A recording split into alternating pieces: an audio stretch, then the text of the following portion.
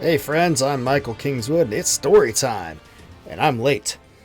Very late with this week's episode. Not last week's episode, technically, because the week has passed.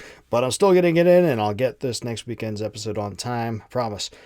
But I won't waste any time with further things. You tuned in for the next two chapters of Outdweller, Glimmer Vale Chronicles, number 2, written by me, read by Kevin Sapp. And let's get straight into it. Chapters 13 and 14 coming on right here. And I'll talk to you after the chapters on the flip side. 13. Comparing Notes. That doesn't make any sense. Raedric snapped the words off quickly, but it sounded almost like he was trying to work himself through the notion more than he was trying to refute it. How would Ilsa be able to do that to Beverly, let alone Balin? She's not a big woman. I doubt she could lift an axe big enough to chop a body apart like that, let alone wield it effectively. Julian had to admit, he had a point. Ilsa was the prime suspect, from circumstance and motive, if for no other reason. But the method of the killings, that was troublesome.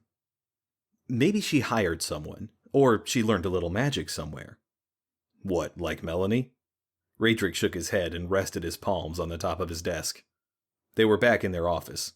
After leaving Helena, they had walked back to the constabulary, for lack of any better place to go, as much as for the need to sit and think it through, and settled down into their respective seats.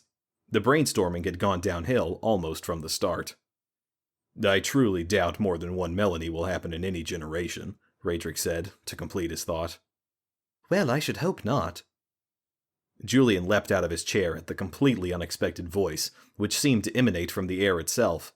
Without thinking about it, he pulled his longsword from its scabbard and vaulted over his desk, landing on the balls of his feet in a ready stance.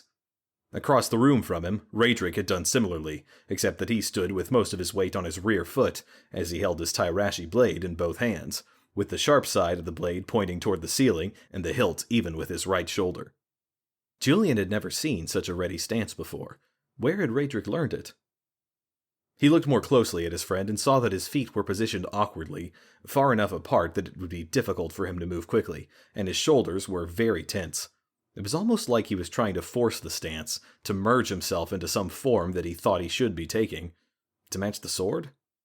From sparring him, Julian knew that Raedric, despite months of training with his new blade, still was not comfortable with it. He still wanted to revert to the movements and forms he knew and executed so well from his old saber. His moves, though improved, were awkward, like he was fighting himself. Before he accepted Selim's blade, Julian knew he would not have lasted a single pass in a duel with Raedric. Now Raedric was a shadow of his former self, at best Julian's equal, but by no means the master he once had been. Raedric flexed his fingers on the grip of his sword, his eyes glancing around the room nervously. How much of that nervousness came from his uncertainty with his weapon? Julian looked around the room and scowled. There was no one else here, so where did... Deep laughter emanated from out of nowhere, a vibrant chord that Julian recognized after a second or so. He should have known immediately who it was, but the shock of hearing that voice stopped his brain from working. He lowered his sword sheepishly and rose from his ready crouch. Damn it, Melanie! Her laughter only intensified as, off to Julian's left, in front of the cell block door, Melanie suddenly appeared in his view. She stood with her arms crossed over her breasts, shaking her head with a look of mocking amusement on her face. As always, she was dressed impeccably. Tonight, it was a deep burgundy dress, and what Julian assumed was the same belt as before. She smirked at the pair of them. Honestly, boys, you are far too easy. Julian sheathed his sword. He put an extra little zip into the process at the end. The steel of his blade's hilt struck the metal mouth of his scabbard with a fair-sounding clack, and all the while he just glared at Melanie. She returned the glare with a sardonic look of her own. What do you think you're doing? Raedric said sternly. He had also replaced his sword. He regarded her with his hands on his hips, looking for all the world like he was about ready to chew her a new one. Melanie shrugged slightly and said, calmly, Do calm down. She swayed over to one of the chairs that sat along the wall near the front door and settled down, taking a moment to smooth her skirts. I thought we could compare notes. Julian and Raedric shared a look. The stern expression remained, but Raedric looked puzzled now. I don't think so, Julian said. We're still in the middle of our investigation, and you're not involved? Melanie quirked an eyebrow archly. You seemed to think I would become involved the other day. Julian rolled his eyes.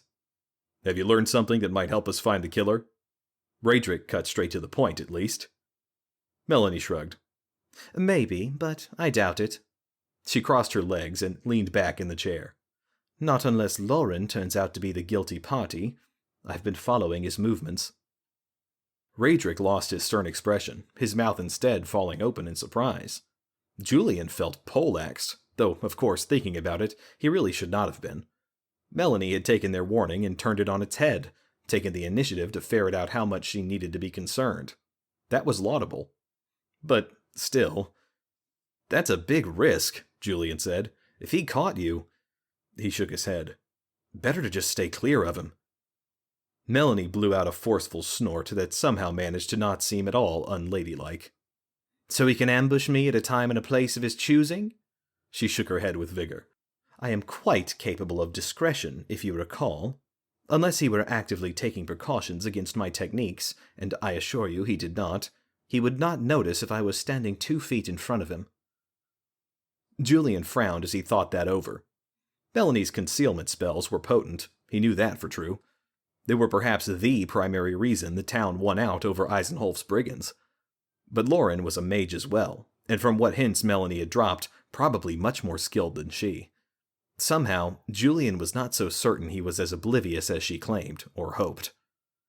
All the same, Lauren had been acting strangely. Julian glanced over at Raedric and shrugged his shoulders. The die was cast. Might as well make use of the result. Raedric sighed again and nodded. Then he settled back down into his desk chair. Tell us. He has crisscrossed the town over the last couple days and performed a number of detection rituals. She held up a forestalling hand at Julian, no doubt seeing the sudden flash of alarm that shot through him. Not the sort that would have detected my spell. Something else. She frowned slightly, shaking her head. I did not recognize the specifics of the ritual, just enough to know that it was meant to find something or someone. Who or why I can only speculate upon. However, she leaned forward and looked meaningfully at both of them. He went by Beverly and Helena's house this morning, and was in the midst of setting up another ritual when their landlord chased him away. Lauren's presence at their flat was hardly surprising. The fact that he was preparing a spell, though... And then what? Then, Melanie said, then he walked into the woods past the ranger station to a clearing with a large boulder. The place you found Balin, yes? Julian and Raedric both nodded, soundlessly. Melanie returned the nod with a look of satisfaction. He performed his ritual again. This time he seemed quite a bit more excited, as though his results were different than at the other locations. Whatever he is looking for, I would wager it has something to do with your killings. We knew he went to Beverly and Helena's. We bumped into him on the street, and he said it was just idle curiosity. Melanie smirked at Julian's words and gave a little shake of her head. Lauren Haverstead does not engage in idle curiosity. There is a purpose to his every action. Raedric looked levelly at Melanie for a moment before speaking slowly, his tone chilly. You didn't tell us you knew him. You did not ask, did you? Raedric just looked at her, accusation in his eyes. Finally, after what seemed a much longer moment than it probably was, she rolled her eyes and raised her hands in supplication. Fine, fine. I know him. Or rather, I know of him, and I am very glad that he does not know me. Her expression darkened, something like pain or fear, flashing across her face before she schooled herself to calm. You recall the hypothetical mage we discussed when we first met? How could they forget? It had not taken long for Julian to puzzle out that Melanie was a mage, and bugger the restrictions against women studying at the magisterium. 1 5-minute conversation, really. And when it became clear how overmatched the town was against Eisenholf's brigands, he and Raedric had sought her out for support. She had alluded to the possibility of a hypothetical mage and a hypothetical woman falling in love, and him sharing the magisterium's secrets with her, but she had not elaborated. I remember. Timon, you said his name was, Julian said, with no small amount of apprehension. For some reason, he was not sure he wanted to hear this part of her story.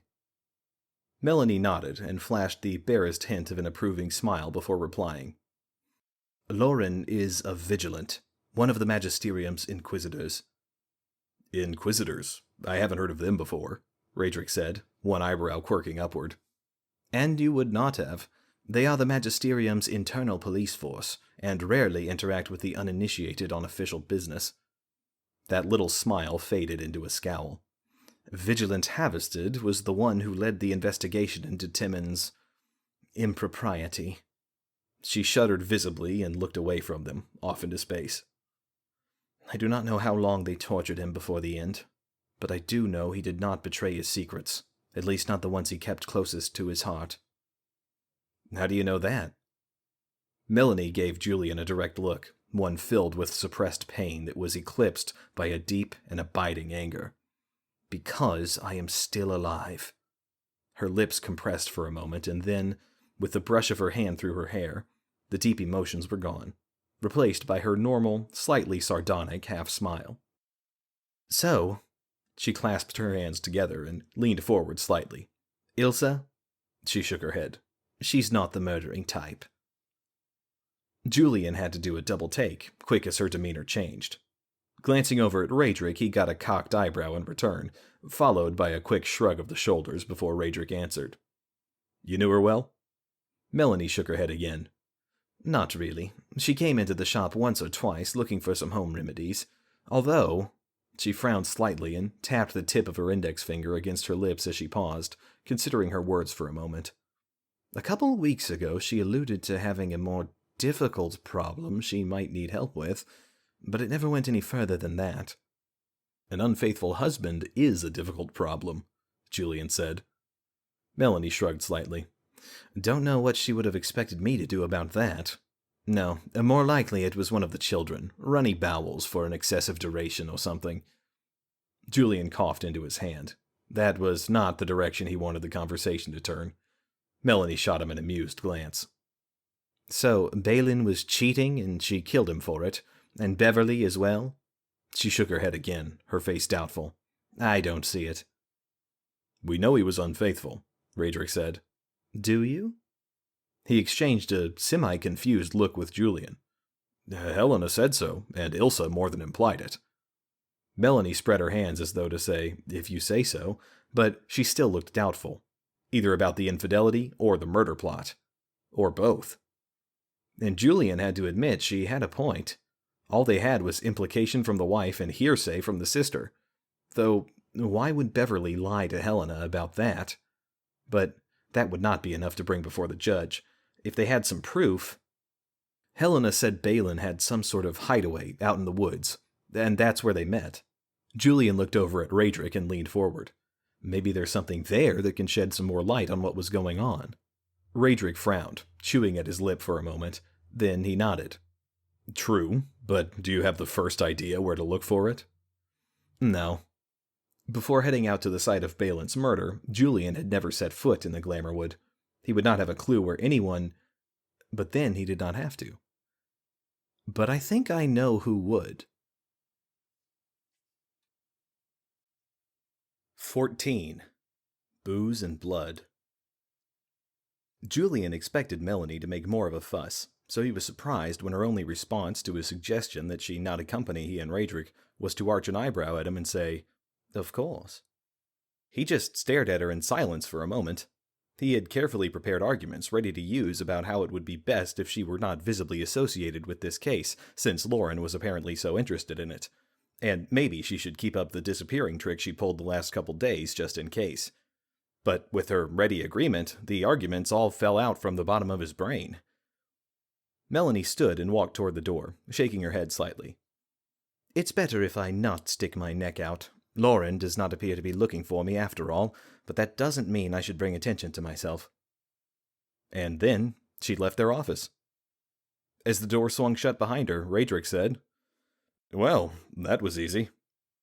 He sounded as surprised as Julian felt. Yeah. Raedric stood up. Where are we going, then? I figure if anyone knows where Balin's hideout is, Dewey does. Julian took a moment to adjust his sword belt, then set out for the door. I heard him saying he was going for a drink at Holb's Tavern after Balin's funeral. Could be they'll know where to find him there. Raedric blanched visibly. Holb's Tavern was similar to the Orlok in that they both served ale. Aside from that, though, while the Orlok was really an inn with a spacious taproom and well-run kitchens, Holb's was almost literally a hole in the wall. The building it resided in was at one point in time an armory, or so some of the oldsters in Lyttelton told Julian. Sitting on the western edge of town, a block and a half from the last of the finger piers that jutted into Lake Glimmermere, the building was squat, long, and narrow, painted a deep red that was nearly black and steadily falling past ill-kept toward dilapidated. Down near the end of the building, furthest from the center of town, a 20-foot section of the outer wall had been removed, and a wide awning installed that extended a good 30 feet out from the side of the building.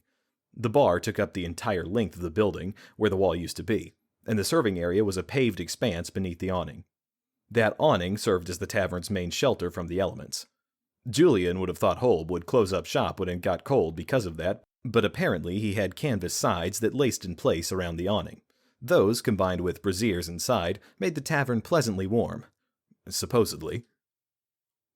"I can't believe so many people frequent this place," Raedric said as the two of them came to a halt in front of the old armory. Indeed, a fair-sized crowd was already gathered, in spite of the relatively early hour. It was just getting toward dinner time, and Holb's did not serve food, only drink. About 24 men, and a few women as well, mostly fishing men and laborers of other stripes from the look of them, drank and laughed in the serving area. Though their laughter was a bit less raucous than usual, and several of the faces in the crowd had a strained look that even the flush of drink could not mellow. Even here, there was fear. Julian smirked at Raedric's remark. "It can be an entertaining place." Raedric just snorted, a look of distaste on his face. Apparently, he still felt the sting from his last visit. Julian led the way into the serving area, slipping past a group of men who were crowded around a table where a pair of particularly burly fellows were engaged in an arm wrestling contest. They were quite enthusiastic in cheering on their favorite contestant, and from the way the men's arms were shaking, it looked like they had been at it for a while. Julian chuckled and turned away. A moment later, groans of chagrin mixed with cheers of triumph as the contest ended. Julian strode up to the bar and smacked his hand down flat on it. The bar was not polished or stained. It was bare wood, pine he presumed, though he could not tell from looking at it, and sanded to a smooth texture. Stains from multiple mugs and glasses and crude, and rude, drawings and writings of all sorts marred its surface, giving it a strangely homey look. The man behind the bar was anything but. Tall, with shoulders that dwarfed those of the bulkiest man in the tavern, he had a square face that seemed locked into a sour expression behind a thick, black beard. Julian supposed his hair would have matched his beard if he had any, but his head was completely bald, as though he shaved it regularly instead of his face. He had dark brown eyes that twinkled with intelligence and irritation, and he wore a stained white apron over a light blue, almost gray shirt and black pants. A puckered scar crossed his forehead from just over his left eyebrow to his left ear, and that ear had a little notch cut out of it. Julian had never heard how Holb got that scar. The one time he asked Holb about it, he received only a sour grunt in response, and no more drink that evening. Holb scowled a greeting at Julian, but when his eyes moved from Julian to Raedric, the scowl became a near-feral growl, complete with baring of teeth. "Whoa, take it easy, Holb," Julian said, quickly. "We come in peace." He looked back at Raedric, who was returning the hostile look in kind, and amended, "He comes in peace." He looked back at Holb and put on a winning grin, raising his hands in a gesture that he hoped was placating. "Just have a couple questions." For a few seconds, Holb just stared daggers at Raedric. The area became hushed as the patrons around them sensed the tension between the two men. The silence grew quickly until it encompassed the entire serving area.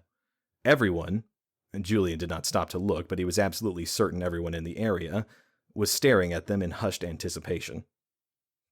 The last time Raedric came here, he had somehow managed to insult Holb's wife. Julian had no idea how. He had never seen Raedric behave any way except chivalrously. But somehow he had managed it, and Holb had personally come over the bar and thrown Raedric out of his place. Julian had not seen it, but rumors were Holb did it with embarrassing ease. Whatever the truth of the incident was, and he never spoke of it, Raedric had moved rather stiffly for the next few days, and he had never returned to Holb's Tavern. Julian fervently hoped there was not going to be a repeat this evening. Finally, Holb nodded, ever so slightly. He snorted Raedric's way, then turned his full attention on Julian. Softly, almost imperceptibly, it seemed the entire population of customers and serving girls let out a breath they had all been holding. Julian found that he did the same. He cleared his throat and put his smile back on. 2 pints of ale, please, Holb. Holb's scowl intensified again. Okay, just 1. He waited until the barkeep brought his drink, then plunked down payment and took a swig before speaking again. Have you seen Dewey around? Holb cocked his head to one side, and his bushy eyebrows rose slightly. What you want with him? Julian took another drink and paused, looking down at the mug. It was good. Damn good. You using a new formula? Holb shrugged ever so slightly and grunted in reply. Julian could not be sure, but it almost looked like he may have slightly smiled for a second. Just experimenting. Well, that's pretty damn tasty. Holb's head dipped ever so slightly in acknowledgement. His brow furrowed a bit. Get to the point, Constable. Right. Julian took another sip. We need to ask Dewey a few questions about Balin, part of the investigation. Holb's brow furrowed even more as his scowl deepened. He's not in trouble or anything. We thought he could help us out is all. The big barkeep glowered for a long, silent moment. Then he shrugged and turned away. He walked over to where one of his serving girls waited, then proceeded to fill several mugs from one of the kegs behind the bar. He placed them on her tray, and she departed. Julian could not help but follow her with his eyes. Holb's girls always wore the most appealing outfits. Tight in just the right areas, but not so much as to do more than tease. It made for a good sight. Holb's big, beefy hand slapped down on the bar next to Julian, and he jumped ever so slightly as he turned to look back at the big bartender. Bigsby's, said Holb. Julian nodded. Thanks. Holb just grunted. Bigsby's boarding house lay on the north side of town, only 2 blocks away from Julian and Raedric's office. 2 stories tall, it boasted 12 small rooms on the upper level, a small common area on the ground floor that held a couple bookshelves, a quartet of chairs, and a small writing desk, and a common bathhouse and privy in the rear. Julian had visited the place on 2 previous occasions to mediate minor squabbles between a few of the tenants, and found it relatively clean and well cared for, as boarding houses went. Madeline Bigsby, the proprietress, held court from a small office near the front of the common area. But when Julian and Raedric walked in the stout wooden double doors at the front of the building, she was nowhere to be seen. Small wonder, considering the hour. She had family to attend to, after all. Isn't there a night attendant? Julian sniffed in amusement at Raedric's words and almost voiced a bitingly sarcastic riposte, but looking at him, he was still perturbed from their interaction with Holb, so Julian let it lie. Mostly. It's not an inn, Ray. I know that, but if she's going to leave the place unlocked, someone ought to keep an eye out. Keep thieves from making off with her books, if nothing else. Fair point. Julian shrugged and poked his head into the little office. It was just large enough to contain a stout wooden desk and chair, a trio of narrow cabinets that Madeline used for storing files, and a strongbox. The chair was pulled back from the desk as though someone had gotten up from it quickly. Adding to that impression, a cup of dark fluid, tea probably, sat on the blotter. Steam was still rising from the cup, and some of the tea had splashed out onto the blotter. Julian frowned. It looks like they left in a hurry. He looked back at Raedric. His friend returned his frown and loosened his sword in its sheath. Something's not right here. Look sharp. They separated by a few paces and advanced through the common room to the passageway leading toward the bathhouse. Just outside the common room, on the left, a narrow set of stairs led up to the level above. Raedric took the stairs 2 at a time, and Julian followed, a gnawing sense of dread in his gut that got more pronounced by the second. The stairs ended at a small landing, then bent back on themselves before reaching the doorway to the second floor. They had just reached the landing when a soft sound, like a groan, reached Julian's ears. He froze, drawing his sword and waiting, listening for another sign. After a dozen or so seconds of silence, he glanced at Raedric, who wore a mask of grim focus. Then another sound. Breaking glass. Their eyes met, and Julian saw the same resolve and dread as he felt himself. Not again. The two men burst into the second-floor corridor and looked quickly left and right. The stairs lay in the center of the building. In either direction were 3 pairs of doors, across the corridor from each other. Small oil lamps in wall sconces provided illumination that was just a bit better than twilight, but that was enough to see a figure lying prone near the farthest pair of doors to the left. "Son of a bitch," Julian said as he sprinted down the corridor to the downed figure, Raedric at his side. They pulled up short and saw immediately that the prostrate person was dead. Her, and it was a she, a once very pretty she too, head was twisted completely around so her glazed, lifeless eyes looked up at the ceiling despite the fact that her body lay on its belly. "Son of a bitch," Julian repeated, more loudly, and squatted down next to the dead girl. "Julian." He looked up at Raedric, and his friend nodded at the right-hand side door. It lay a couple inches ajar, and a cold breeze wafted into the hallway, carrying an unmistakable and recognizable stench. Julian's blood, already cold from finding the body, went like icy water, and that sense of dread returned threefold. The scene inside the room was every bit as bad as Julian feared, and every bit the same as before. The room was maybe 10 feet square, with room for a bed and a desk and a small cabinet. The entire room was covered in blood, from floor to ceiling. Body parts were strewn everywhere, but mostly lay on the bed. As before, it was difficult to tell which part was which, except for the head, resting atop the cabinet and staring at the scene in abject horror. Julian recognized Dewey's face immediately. The room's lone window was shattered, only a few shards of glass still remaining in its pane. The drapes wafted in the chilly nighttime breeze lazily. For a moment, Julian found himself focusing on that motion to the exception of everything else, a single point of normalcy in the insanity of the scene. And then Raedric was past him and peering about through the window. He hissed. Julian hurried over and looked down. It took a short while to make out anything in the darkness. "There." Julian followed his friend's outstretched finger and squinted. There was nothing. Wait. In the shadows between 2 adjacent buildings, something was moving. Hurrying away from Bigsby's, but not running. That would draw attention. The figure kept to the shadows, moving furtively until it reached the street. It turned left and vanished from sight. But just before that happened, the light from a street lamp cast details on the figure. Short, with dark hair, and wearing dark robes, and carrying a large staff. Julian felt his eyes growing wide. Okay, it appears we might have identified our culprit. Knew that guy was up to no good. But you can't know unless you read the rest of the book, or,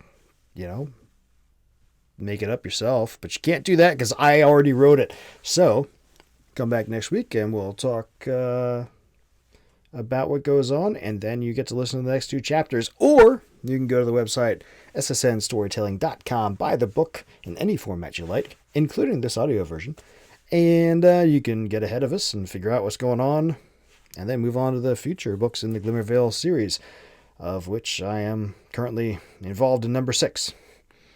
And that's going to be fun for you and for me to get all that out. Anyway, but if you can't do that, if you're unwilling or don't have the bucks, by all means come back next week, and life is good. But tell everybody you know how cool the story is, what the awesome stuff we do around here is, and how much you like it. Because you do, right? Otherwise you wouldn't be coming back. And I'll catch you back here next year. Just sure, subscribe.